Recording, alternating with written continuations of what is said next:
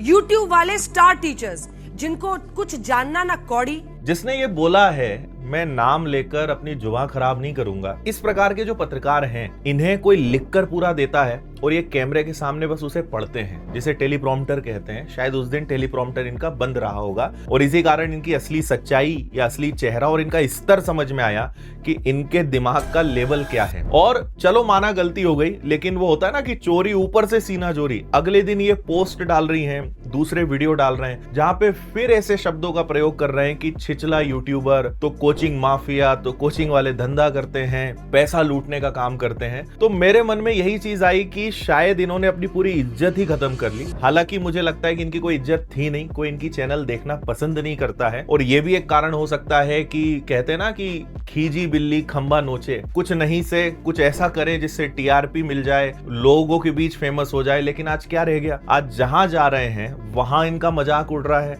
वहां मुंह छुपाकर भागना पड़ रहा है। और यही फर्क है कि एक जमीनी स्तर पे मेहनत करने में और एसी स्टूडियो में बैठकर बिना किसी ज्ञान के, बिना किसी बेस के कुछ भी बोल देने में। और दूसरा, इनके मुद्दे देखिए, मेलोडी पर बात कर रहे हैं, 2000 के नोट में चिप ढूंढ रहे हैं, सीमा हैदर के बच्चे खोज रहे हैं। असली मुद्दे होने चाहिए पेपर लीक, करप्शन, गांव-गांव तक सुविधाएं और एजुकेशन क्यों नहीं अच्छा पहुंच रहा है। और ऐसे ढेर मुद्दे हमारे देश में हैं जो पत्रकारिता में आने चाहिए। और शायद यही कारण है कि इन सब को छोड़ के ये लगे टीआरपी में। और प्रेस फ्रीडम में 180 देशों में भारत की रैंक 157वें नंबर पर है, जो कि कितनी शर्म की बात है। ये इस बात को भूल गई कि कोविड के समय में जब सब कुछ बंद था, उस समय भी सारे टीचर्स ने मिलकर शिक्षा को रुकने नहीं दिया। और यही कारण है कि आज सब्जी बेचने वाले का बच्चा हो, मजदूरी करने वाले का बच्चा हो, या माँ दूसरों के घरों में जाकर काम कर रही हो, उनका बच्चा बहुत कम पैसे में पढ़ रहा है और बड़ा अधिकारी बन रहा है।